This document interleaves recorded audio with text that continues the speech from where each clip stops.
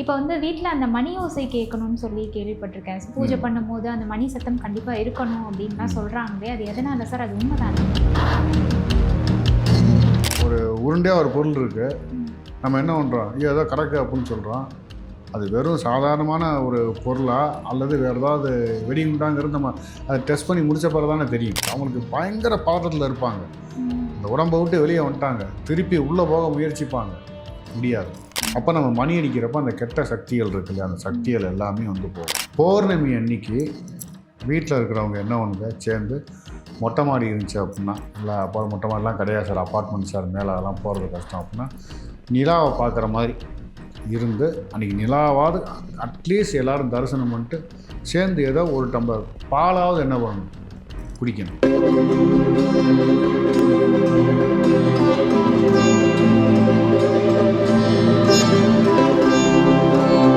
இப்போ வந்து வீட்ல அந்த மணி ஓசை கேட்கணும்னு சொல்லி கேள்விப்பட்டிருக்கேன். பூஜை பண்ணும்போது அந்த மணி சத்தம் கண்டிப்பா இருக்கணும் அப்டின்லாம் சொல்றாங்களே, அது எதனால சார்? அது உண்மைதானா?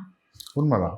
கண்டானாதான் வந்து வெங்கலத்தால் ஆன பொருள். அது மணி சத்தம் அப்படிங்கிறது. மணி சத்தம் என்னென்னு கேட்டிங்கன்னா, நம்ம வந்து என்ன பண்ணுறோம் அப்படின்னா, நல்ல விஷயங்களை வந்து நம்ம ஏன் மணி அடித்தா ஆக்சுவலாக ப்ரொசீஜர் இருக்குது.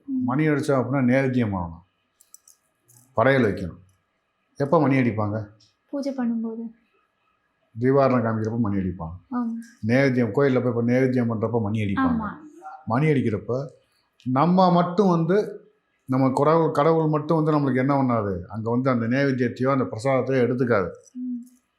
நம்மளை சுற்றி உள்ள நல்ல விஷயங்கள் இருக்கு இல்லையா, நல்ல தேவதைகள் இருக்கு இல்லையா, அவங்களும் வந்து என்ன பண்ணுவாங்க, அந்த ஒரு விஷயத்தை வந்து எடுத்துக்குவாங்க. கோயிலில் பார்த்தீங்கன்னா நேவேத்தியம் பண்ணுவாங்க, சுற்றி ஒவ்வொரு சுவாமிக்காக போய் நேவேத்தியம் பண்ணுவாங்க. திரை போட்டு தான் பண்ணுவாங்க, திறந்து வச்சு பண்ண மாட்டாங்க, மூடி தான் பண்ணுவாங்க. ஏன்னா நம்ம சாப்பிட்றப்ப யாரும் பார்த்தா நம்மளுக்கு அவசர அவசரமாக சாப்பிட்ருவோம், அன்ஈஸியாக இருக்கும் அப்படிங்கிறதுக்காண்டி என்ன பண்ணுவாங்க, அவங்க திரை போட்டு பண்ணுவாங்க. எல்லாம் முடிச்சுட்டு அங்கே ஒரு பலிபீடம்னு கோயிலுக்குள்ளேயே இருக்கும்.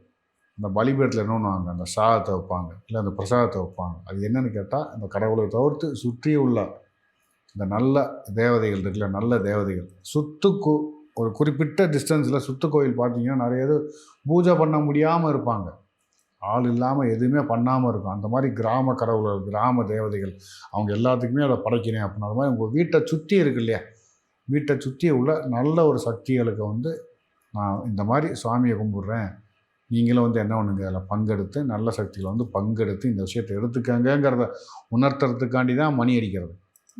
நல்லா கவனித்து பார்த்தீங்கன்னா தெரியும், ஒரு ஏரியாவில் வந்து ஏதோ ஒரு டெத் ஆயிடுச்சு அப்படின்னு சொன்னால் அந்த ஏரியாவில் கோயிலை பூட்டிடுவாங்க எடுக்கிற வரைக்கும். என்ன ரீசன்னா, ஒரு ஆத்மா இருக்குது, அது இன்னும் மேலே போகல, இப்போதைக்கு அது வந்து ஒரு ஆத்மா, அவ்வளோதான். அது இந்த மணி சத்தத்தை கேட்டால் பயப்படும். அது வந்து அந்த தீய சக்திகளுக்கு அந்த மணி சத்தம் ஆகாது. அது தீய சக்தி நம்ம சொல்ல முடியாது. அது என்னன்னு நம்ம இன்னும் ஜட்ஜ் பண்ணவே இல்லையா, நல்லதாக டெஸ்ட்டே எடுக்கலை. ஓகே. ஒரு பொருள் இருக்குது, ஒரு உருண்டையாக ஒரு பொருள் இருக்குது. நம்ம என்ன பண்ணுறோம், ஐயோ ஏதோ கிடக்கு அப்படின்னு சொல்கிறோம். அது வெறும் சாதாரணமான ஒரு பொருளா அல்லது வேறு ஏதாவது வெடிகுண்டாங்கிறது நம்ம அதை டெஸ்ட் பண்ணி முடிச்ச பிறகு தானே தெரியும். லேபுக்கு எடுத்துகிட்டு போய் தானே கொண்டு வரணும். அது மாதிரி அது நல்ல ஆத்மாவா கெட்ட ஆத்மாங்கிற அந்த ஒரு டாப்பிக்குள்ளே போவேன்னா, பட் அவங்களுக்கு என்ன பண்ணுவாங்க, கொஞ்சம் சஃபர் ஆவாங்க, அவங்களுக்கு பயங்கர பதட்டத்தில் இருப்பாங்க. அந்த உடம்பை விட்டு வெளியே வந்துட்டாங்க, திருப்பி உள்ளே போக முயற்சிப்பாங்க, முடியாது. அந்த டயத்தில் இந்த கோயில் வைப்ரேஷன், அந்த மணி சத்தம், அதெல்லாம் தான் பயங்கரமாக பயப்படுவாங்க. அது மாதிரி திதி காரியம் நடக்கிறப்ப என்ன சொல்லுவோம் அப்படின்னா, நாங்கள் பூஜை பண்ணுறப்ப யாருமே பேசக்கூடாதும்போம், வீட்டு வாசலில் மறைச்சி நிற்கக்கூடாது. அவங்களுக்கு சத்தம் போட்டால் பயப்படுவாங்க. சத்தம்ங்கிறது அவங்களுக்கு ஒரு பயம் இருக்கும். ஸோ அந்த கெட்ட சக்திகளுக்கு சத்தம்னா ஒரு பயம் இருக்குது. அதனால தான் அவ்வளோ லென்த்தாக சொன்னேன் நான்.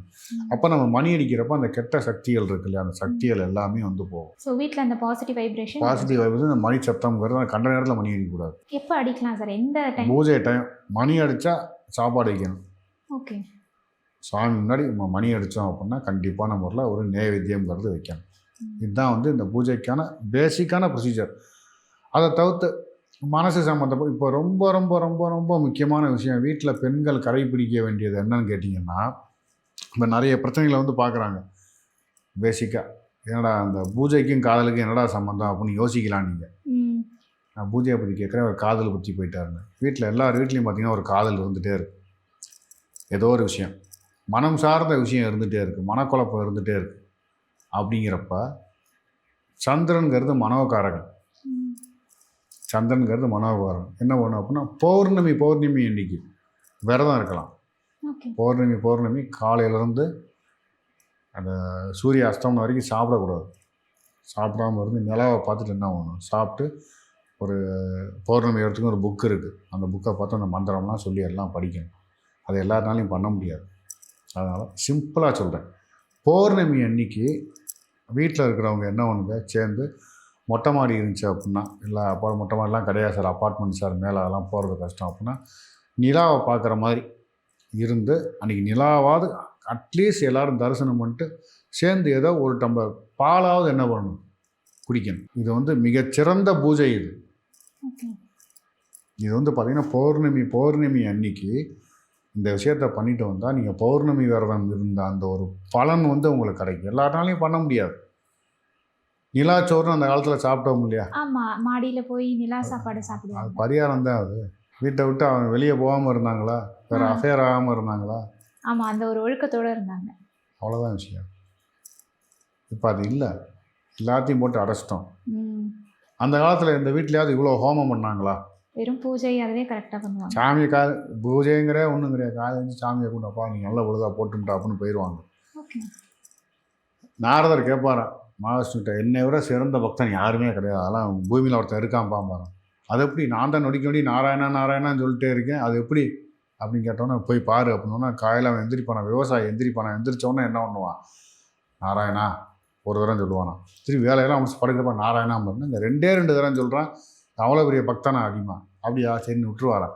திடீர்னு ஒரு நாள் கூப்பிட்டு வழியை எண்ணெயை கொடுத்து இதை எடுத்துகிட்டு உலகத்தை ஃபுல்லாக சுற்றிட்டு வா அப்படிம்பாரான்.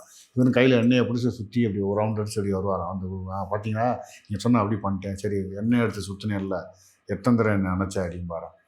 ஐயோ என்ன செஞ்சிடக்கூடாது, அதே தான் பார்த்துட்டு இருந்தேன். அவன் அவ்வளோ கடுமையாக உழைக்கிறப்ப டீசெண்டாக காலையில் ஒரு தரம் நைட்டு ஒரு தரம் சொன்னேன். அது மாதிரி தான் அந்த காலத்தில் வந்து எல்லாருமே வந்து இருந்தாங்க. கோயில் பூஜை பண்ணுறவங்க அவங்க பண்ணியானோ அதனால் பண்ணாங்க, அது வந்து அடுத்த விஷயம். அவங்கள வந்து இதில் உள்ளே கொண்டு வராங்க. அவங்க அதே பணியாக வச்சுருந்தாங்க. அவங்க செய்கிறாங்கன்னா வேறு, மற்றவங்க செய்யலை. காலையில் எழுந்திரிச்சு என்ன பண்ணுவாங்க, கையெடுத்து கும்பிடுவாங்க. வருஷத்துக்கு ஒரு தடவை என்ன பண்ணுவாங்க, தனக்கு விளைஞ்ச நெல் அந்த அரிசி தானியங்களை வச்சு குலதெய்வம் கும்பிடுவாங்க. இதுதான் வந்து பண்ணாங்க. அந்த காலத்தில் அவ்வளோ ஹோமம் பண்ணலையே, இப்போயும் அவ்வளோ எல்லாருமே ஹோமம் பண்ணுறாங்க. ஏன் பண்ணுறாங்க, என்ன ரீசன்? அந்த வைப்ரேஷன் இதெல்லாம் வரணும் அப்படின்னு சொல்லிட்டு. அப்போ பாசிட்டிவாக இல்லையா அவங்க அந்த காலத்தில்? நல்லா இப்போட அப்போ நல்லா தானே இருந்தாங்க, ஹெல்த்தியாக இருந்தாங்க இல்லையா? என்ன ரீசன்னா, அந்த காலத்தில் வந்து வீட்டில் அடுப்பெரிக்கிறது பார்த்தீங்க அப்படின்னா சுள்ளி வச்சு தான் எரிப்பாங்க. சுள்ளிகள் அப்படின்னா விறகுன்னு சொல்கிறோம் இல்லையா, விறகு கிடையாது. விறகுன்னா அவங்க என்றைக்குமே பச்சை மரத்தை வெட்டவே மாட்டாங்க. பச்சை மரம் ஏன் வெட்டக்கூடாது சார்? பச்சை மரம் வந்து வளர்ந்து துளித்து வர்றது. ஓகே, குழந்தைக்கு சமம். ஒரு குடும்பத்தை அழிக்கிற மாதிரி அது. அதில் எத்தனை பறவைகள் வாழும். பட்டை மரம்னா என்ன ஆகும், அந்த மேலே ஒரு குருவியோ ஏதோ ஒன்று உட்காந்து அது கீழே விழுந்துடும். அது அங்கே உட்காராது இல்லையா, அந்த இடத்த விட்டு வேறு இடத்துக்கு போயிடும் இல்லையா. காஞ்சி விழுந்த சுள்ளிகளை எடுத்து வந்து என்ன பண்ணுவாங்க, வீட்டில் அடுப்பெரித்து சமைப்பாங்க. அதில் அரசங்குச்சியும் இருக்கும், ஆலங்குச்சியும் இருக்கும், வேப்பங்குச்சி இருக்கும், எல்லாம் இருக்குது. எல்லாத்தையும் போட்டு தான் எரிப்பாங்க. சரி, அங்கே ஐயர் இப்போ நாங்கள் வந்து ஹோமம் பண்ணுறோம் இல்லையா, ஹோமத்தில் முக்கியமாக போடக்கூடிய பொருள் என்ன கேட்டால் சாதம். அக்னி மூலமாக இறைவனுக்கு கொடுக்குறோம். எல்லா இடத்துலையும் பார்த்தீங்கன்னா எந்த பொருளை மேலே தூக்கி போட்டாலும் கீழே வந்துடும், தண்ணியை தூக்கி போட்டாலும் கீழே வந்துடும், கல்லை தூக்கி போட்டாலும் வந்துடும். ஆனால் அக்னி மட்டும் நீங்கள் பற்ற வச்சுட்டு எப்படினாலும் திருப்பி வைங்க, மேல் நோக்கி மட்டும்தான் எரியும். அப்படிங்கிறப்ப அந்த அக்னி மூலமாக இறைவனுக்கு வந்து படைக்கிறோம். பார்த்துருப்பீங்க, புடவை போடுவாங்க, நெய் ஊற்றுவாங்க. நெய்ங்கிறது குரு, நெய் ஊற்றுவாங்க. முக்கியமாக சாதம். அந்த சாதம்ங்கிறது ஒரு ஹோமம் பண்ணுறோம் அப்படின்னா அதில் சாதம்ங்கிறது கண்டிப்பாக வந்து போட்டு ஆகணும். அந்த மாதிரி சரி, அது அப்படியே இருக்கட்டும், ஹோமத்தில் இது பண்ணணும். அடுத்து வீட்டுக்கு வாங்க. நான் என்ன சொன்னேன், அரசாங்குச்சிலான்னு ஆலங்குச்சி எல்லாம் இருக்குன்னு சொன்னேன்னா அதை போட்டு அடுப்பெரிப்பாங்களா? அந்த காலத்தில் குக்கரும் கிடையாது, ஒன்றும் கிடையாது, உலையில தான் பொங்குவாங்க. ஃபஸ்ட்டு அந்த சாதம் பொங்கி வெளியே வந்தவுடனே அந்த முதல் பறிக்கை எங்கே விழுகுது, அக்னியில் தானே விழுகும். வலிஞ்சு பானை எப்படி இருக்கும், அழகாக வலிஞ்சிக்கிற அக்னியில் தான் விழுகும். ஸோ அது நெருப்பில் வந்து என்ன ஒன்று விழுகுது. இது ஆட்டோமேட்டிக்காக யாருக்கு போகுது, கடவுளுக்கு. இப்போ டெய்லியே ஹோமம் பண்ணிட்டு இருந்தோமா, அதுவே ஹோமத்துக்கு சமம். இப்போ டெய்லி எல்லாம் நம்ம ப்ராப்பராக இயற்கையாகவே நம்மளை சுற்றி பண்ணிகிட்டு இருந்தோம். அந்த சமநிலையை தவறிச்சு மாடனாக மாறினா ஹோமத்தை பண்ணுறோம். இவ்வளோ தான் விஷயம். அதே மாதிரி தான் நம்ம ஏற்ற முறைகளுக்கு ஏற்ற மாதிரி கடவுள் வழிபாடுங்கிறது நான் காலையில் சொன்ன அந்த ஒரு விஷயம். காலையில் சொன்ன அப்பா அம்மா, குலதெய்வம், இஷ்ட தெய்வம், பெண்களாக இருந்தால் மாமனார், கல்யாணம் திருமணமான பிள்ளை மாமனார் மாமியார், இந்த விஷயங்கள் இதெல்லாம் வந்து நீங்கள் வந்து ரெகுலராக பண்ணிட்டு வாங்க. வீட்டை சுத்தமாக வச்சுக்கோங்க. முடி அப்படிங்கிறது அந்த ஒரு விஷயம். ஏன்னா முடி தான் ஒரு பெரிய ஒரு விஷயத்தை ஏற்படுத்தும். ஐயோ நிறைய வெளியே பார்த்தீங்கன்னா அந்த சாக்கடையெல்லாம் அடைச்சிருக்கு. அதில் பார்த்தீங்கன்னா மெயின் காரணம் என்ன பார்த்தீங்கன்னா கொத்தாவலை முடி எடுப்பாங்க. அதே நம்ம வயிற்றுக்குள்ளே போச்சு அப்படின்னாலும் சிக்கல் தான். வீட்டில் பூனை வளர்க்கக்கூடாதும்பாங்க. காரணம் என்ன கேட்டிங்கன்னா பூனைக்கு ரோமங்கள் அதிகமாக உதிரும். நீங்கள் முதல்ல இப்போ நம்ம மீட்டிங் இதுக்கு முன்னாடி கேட்டீங்க பூனைங்கிறது என்ன சகுனம் அப்படிங்கிற அந்த பூனையோட அந்த ரோமம் இருக்குது இல்லையா, அந்த ரோமம் வந்து ஆஸ்துமாவை ஏற்படுத்தும். ஓகே ஸோ இவ்வளவு விஷயங்கள் அதில் வந்து இருக்குது. ஸோ வீட்டில் ரொம்ப வெயிட்டு சேர்க்கக்கூடாது, தேவையில்லாத சாமான்களை வந்து சேர்க்கக்கூடாது. ஈவினிங் 6 மணிக்கு மேலே என்ன பண்ணக்கூடாது, கூட்டுறது பெருக்கிறது க்ளீனிங் ஒர்க் அதை வந்து பண்ணக்கூடாது. டெய்லி காலையில் எழுந்திரிச்சு குளிக்காமல் இருந்தாலும் ஃபஸ்ட்டு விளக்கேற்றணும். குளிச்சுட்டு வந்து ஃபஸ்ட்டு நெத்தியில் ஏதாவது ஒன்று வச்சுக்கணும். அது ரெக்ஷைன்னு பேர். இந்த மாதிரி விஷயம் இதை நார்மலாக இதை ஃபாலோ பண்ணிட்டு வந்தாலே உங்களுக்கு எந்த ஒரு பிரச்சனையுமே வந்து இருக்காது. இரவு படுக்க போகும்பொழுது வீட்டில் யார் பெரியவங்க இருக்காங்களோ அவங்ககிட்ட போய் நம்ம நெத்தியில் விபூதி வச்சுக்கிறதுங்கிறது ஒரு மிகச்சிறந்த பழக்கம். நைட்டு இந்த கெட்ட கனவு அந்த மாதிரி சொல்கிறோம் இல்லையா, அந்த மாதிரி விஷயங்கள் அதெல்லாம் எதுவுமே வந்து வராது. சப்போஸ் இல்லை சார் நாங்கள் தனி கொடுத்துனோம் இருக்கோம், வீட்டில் கணவன் மனைவி மட்டும் தான் இருக்கோம், இப்போ என்ன சார் பண்ணுறது அப்படின்னா, பெண்ணுக்கு தான் ஆரம்பத்துலேயே என்ன சொன்னேன், பெண் என்றால் சக்தின்னு சொன்னேன் இல்லையா, மனைவி கையால் என்ன பண்ணிக்கலாம் வச்சுக்கலாம். இல்லை சார் சகோதரி தான் இருக்காங்க அப்படின்னா சகோதரி கையால் வச்சுக்கலாம். ஸோ இதெல்லாமே பேசிக்கான வீட்டில் செய்யக்கூடிய ப்ரொசீஜர். நான் எல்லோரும் மாதிரி இந்த பூஜை பண்ணுங்கள், சந்திரனுக்கு பூஜை பண்ணுங்கள், ராகுக்கு வீட்டில் வச்சு பண்ணுங்கள், டெய்லி அபிஷேகம் பண்ணுங்கள், எல்லா நாளும் இப்போ உள்ள காலகட்டங்களில் பண்ண முடியாது. காலையில் எழுந்திரிச்சு எல்லாம் பயங்கரமாக ஓடிட்டுருக்காங்க. அவங்களுக்கு எவ்வளோக்கு எளிமையாக யதார்த்தமாக கடவுள்கிட்ட போய் அந்த அருள் கிடைக்கணும் அப்படிங்கிறது. இது நான் சொல்கிறது எல்லாமே ரொம்ப ஈஸியாக பண்ணிடலாம்.